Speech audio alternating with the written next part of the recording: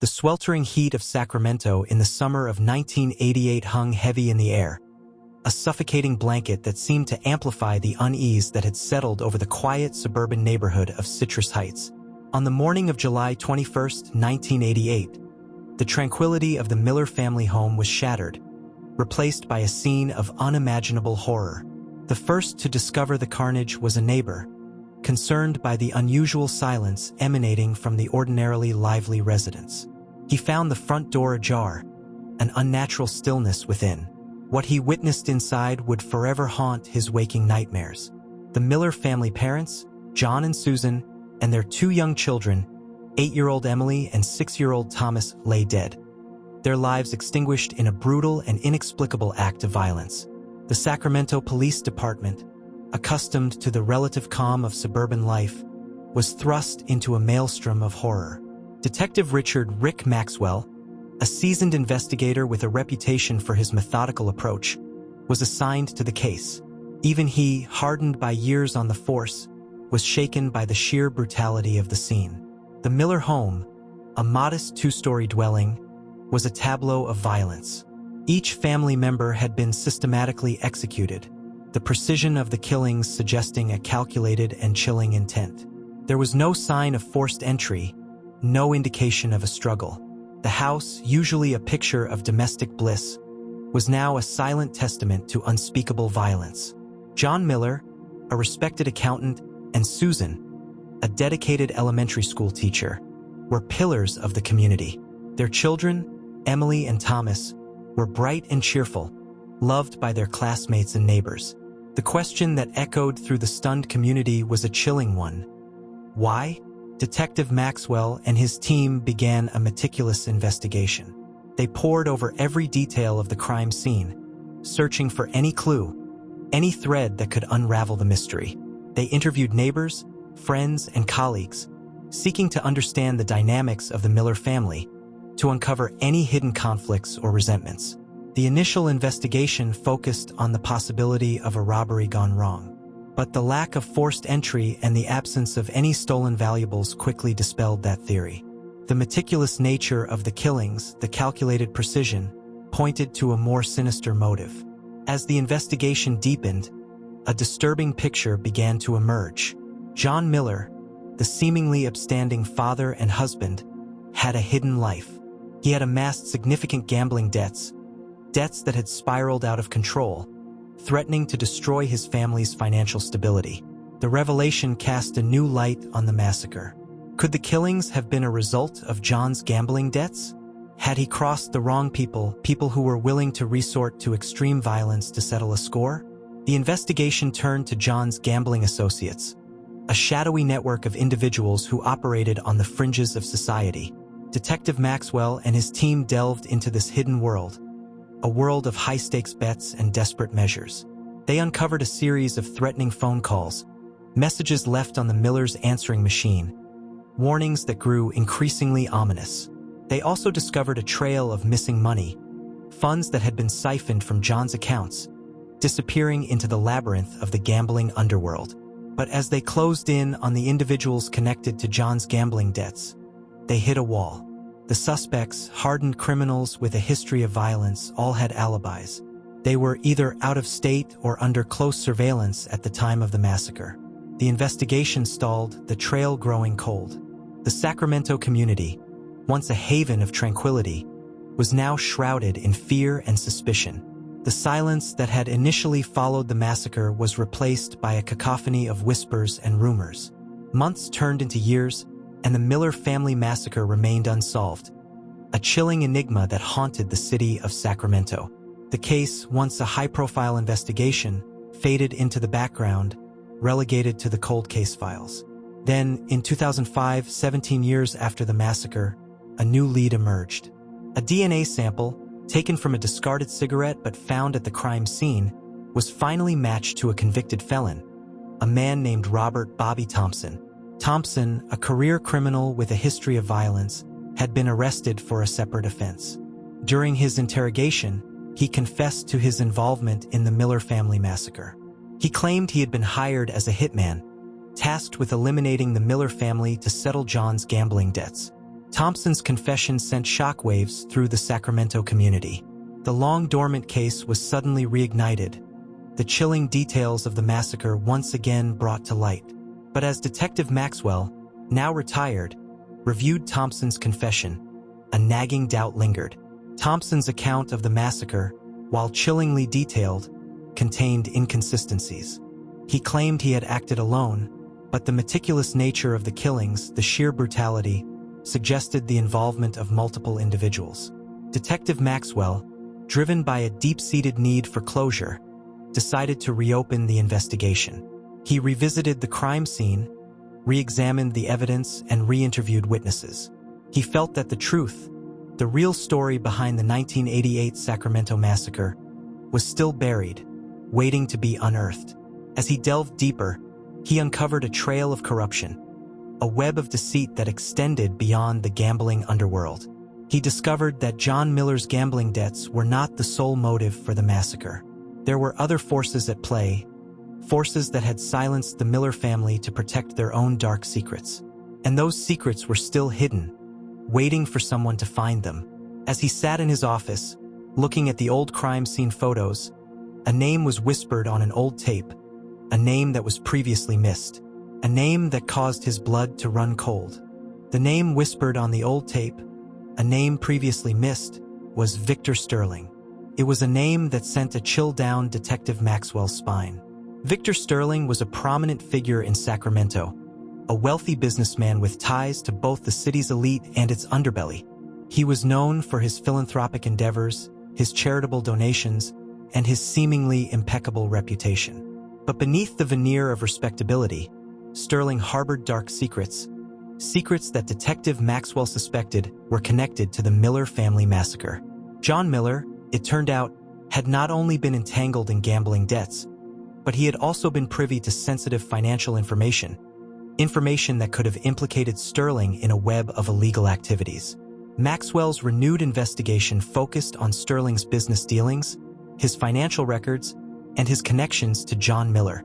He discovered a series of suspicious transactions, large sums of money moving through offshore accounts, funds that could be traced back to Sterling's businesses. He also uncovered a connection between Sterling and Robert "Bobby" Thompson, the convicted hitman. Thompson, it seemed, had been employed by Sterling on several occasions, acting as a muscle, a fixer, a man who could make problems disappear. The pieces of the puzzle began to fall into place. Sterling, fearing that John Miller would expose his illegal activities, had hired Thompson to eliminate the Miller family. The brutal massacre was not just a means of settling gambling debts. It was a calculated act of silencing a potential whistleblower. But Maxwell's investigation hit another roadblock. Sterling, a man of considerable influence, had powerful allies in the city's legal and political circles. Witnesses who could have implicated him suddenly recanted their statements, evidence disappeared, and the investigation was met with increasing resistance. Maxwell, undeterred, pressed on. He knew that Sterling was involved, that he was the puppet master behind the massacre. He just needed to find the irrefutable evidence, the smoking gun that would bring him down. He focused on Thompson, hoping to extract more information from the convicted hitman. Thompson, however, remained tight-lipped, refusing to divulge any details about his connection to Sterling. He was a loyal soldier, bound by a code of silence. Then a breakthrough. A former associate of Thompson, a man named Silas, contacted Maxwell. Silas, seeking to atone for his past sins, was willing to provide information about Thompson's involvement in the Miller family massacre. Silas revealed that Thompson had not acted alone. He had been part of a team, a group of highly skilled individuals who specialized in eliminating targets with ruthless efficiency. Silas also provided details about the weapons used in the massacre, information that had been withheld from the public.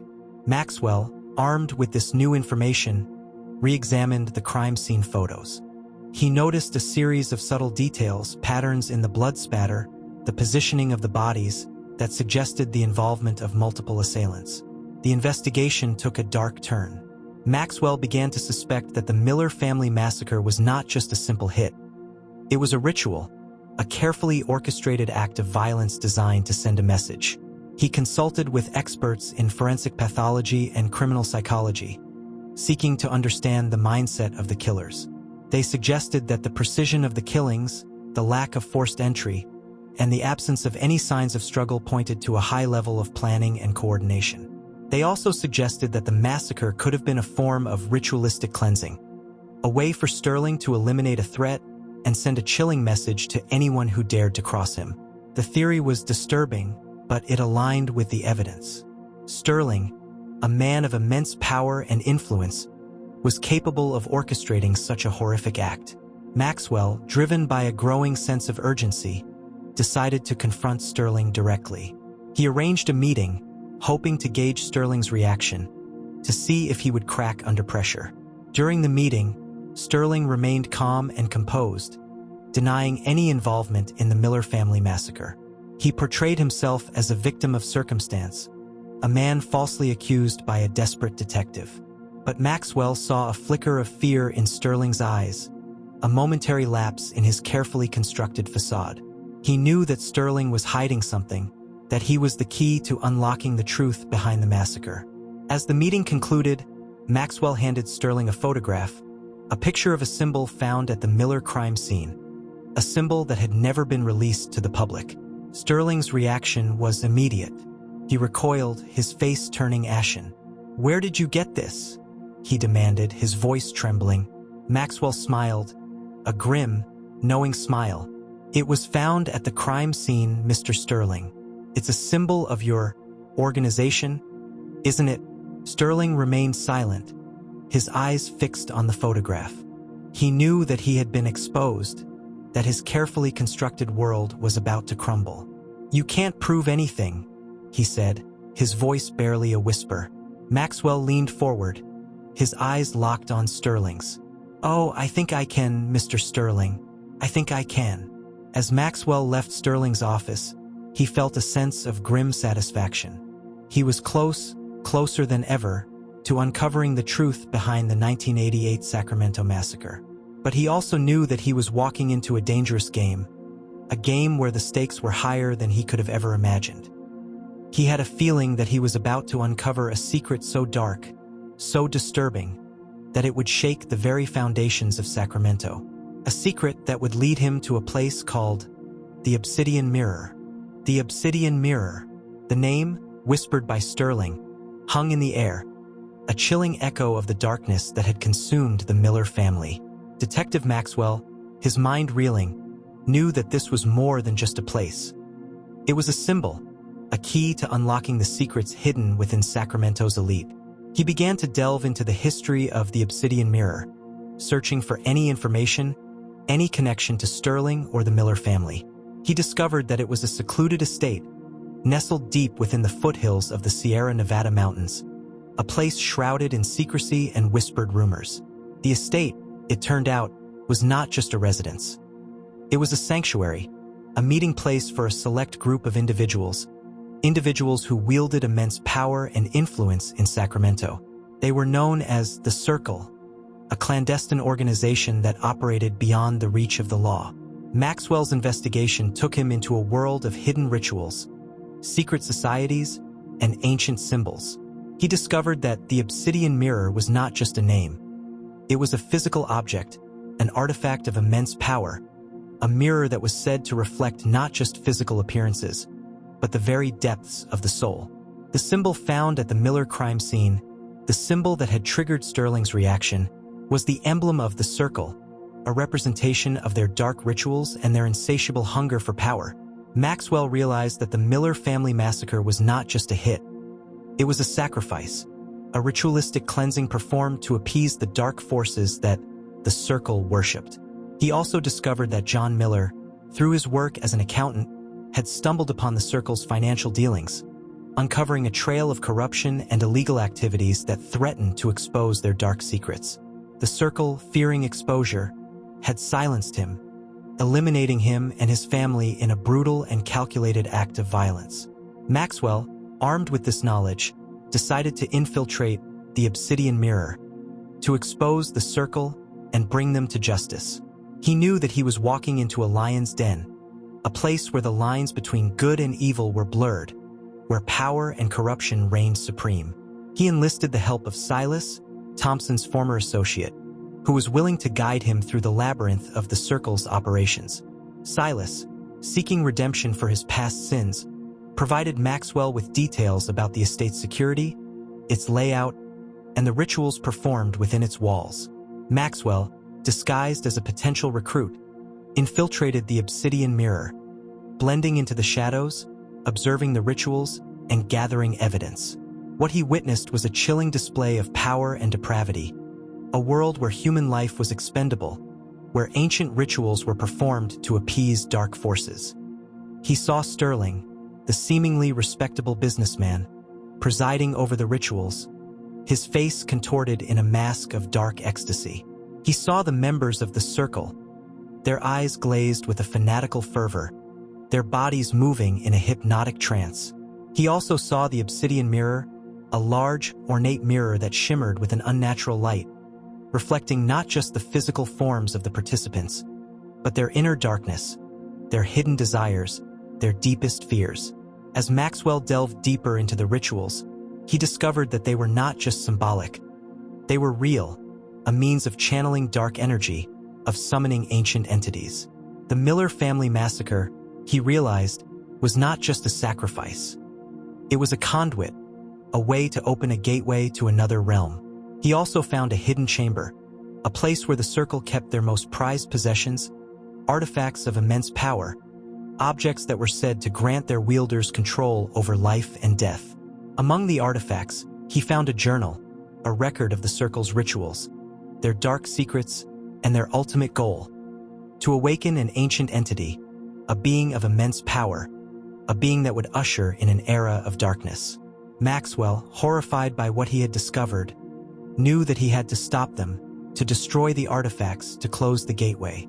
But he was outnumbered, outmatched, surrounded by individuals who would stop at nothing to protect their dark secrets.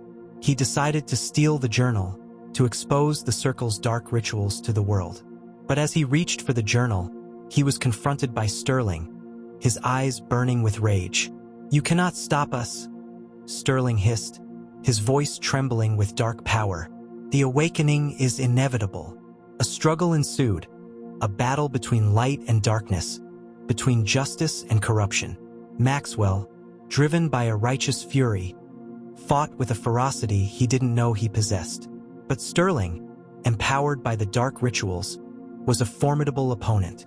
As they fought, the obsidian mirror shimmered, its surface reflecting their struggle, amplifying the darkness that surrounded them. Then, the mirror began to crack, its surface fracturing, revealing a glimpse of another realm, a realm of shadows and whispers. From the fractured mirror, a figure emerged, a being of immense power, its form shifting and indistinct, its eyes glowing with an infernal light. It spoke in a voice that was both ancient and terrifying, a voice that echoed through the chamber, shaking the very foundations of the obsidian mirror. "The gateway is open," it boomed. "The Ancient One awakens." And then it looked directly at Maxwell and smiled. The ancient entity's smile, a chilling display of predatory amusement, sent a wave of icy dread through Detective Maxwell. He knew, with a certainty that settled deep in his bones, that he had crossed a line, ventured into a realm beyond human comprehension. The fractured obsidian mirror, a gateway to a dark dimension, had been breached. The chamber within the obsidian mirror pulsed with an unnatural energy, the air thick with the stench of sulfur and decay. The ancient entity, its form shifting and indistinct, radiated an aura of immense power, a power that threatened to consume everything in its path. Sterling, his eyes glazed with a fanatical fervor, knelt before the entity, his voice trembling with a dark reverence. "The sacrifice is complete," he whispered. "The Ancient One has returned." The entity, its eyes glowing with an infernal light, turned its gaze upon Maxwell. "You cannot stop the awakening," it boomed, its voice echoing through the chamber. "Your world will be consumed by darkness." Maxwell, his weapon drawn, stood his ground. He knew that he was outmatched, outgunned, facing an enemy beyond human comprehension. But he also knew that he couldn't back down. He had to protect Sacramento, to protect the world, from the encroaching darkness. He fired his weapon, the bullets ripping through the air, striking the entity's shifting form. But the bullets had no effect. They passed through the entity like shadows, leaving no mark, no wound. The entity laughed, a chilling sound that echoed through the chamber. "Your weapons are useless," it hissed. "You cannot harm me." It raised a hand, and a wave of dark energy surged towards Maxwell, a force of pure malice that threatened to tear his soul apart. He braced himself for the impact, his mind reeling, his body screaming in protest. But before the dark energy could reach him, a surge of light erupted from the fractured obsidian mirror. The light, pure and blinding, pushed back the darkness, creating a barrier between Maxwell and the entity. From the mirror, a figure emerged, a woman with eyes that shimmered with an ethereal light. She was ethereal, her form translucent, her presence radiating an aura of ancient power. "You have no claim here," she said, her voice echoing with a celestial resonance. "This realm is not yours to conquer." The ancient entity recoiled, its form flickering, its eyes burning with rage.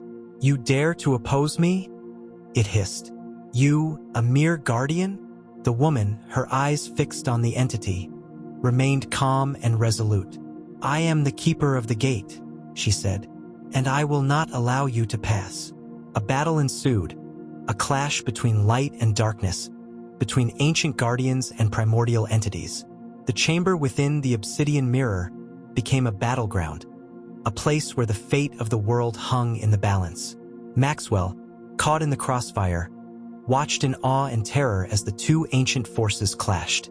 The obsidian mirror shimmered and pulsed, reflecting the battle, amplifying the energy that filled the chamber. As the battle raged, Maxwell realized that he had a role to play.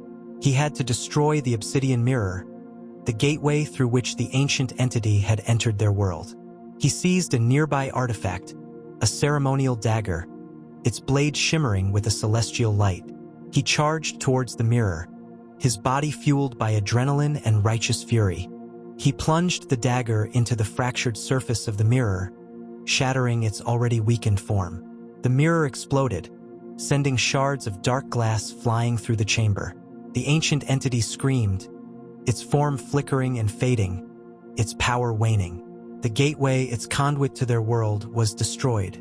The woman, her eyes fixed on the fading entity, raised her hand, and a surge of celestial energy erupted from her form. The energy enveloped the entity, banishing it back to its realm. The chamber within the obsidian mirror fell silent, the air still thick with the stench of decay and the lingering echoes of ancient power. But the darkness had been pushed back, the gateway closed. Sterling, his eyes filled with a mixture of fear and despair, collapsed to the ground. "It's over," he whispered, his voice trembling. "It's all over." Maxwell, his body aching, his mind reeling, stood amidst the wreckage. He had stopped the awakening, but he knew that the darkness was still out there, lurking in the shadows, waiting for its chance to return. The woman, her ethereal form fading, turned to Maxwell. "The gate is closed for now," she said, her voice echoing with a celestial resonance. "But the ancient ones are patient. They will wait for their time." Then, she vanished, her form dissolving into the shards of the shattered obsidian mirror. The chamber fell silent, the only sound the ragged breaths of the survivors. Maxwell looked at the shattered mirror, its dark surface reflecting his own weary image. He knew that the battle was far from over, that the darkness would return. But he also knew that he would be ready, that he would stand against the encroaching shadows and protect the world from the ancient evil that sought to consume it.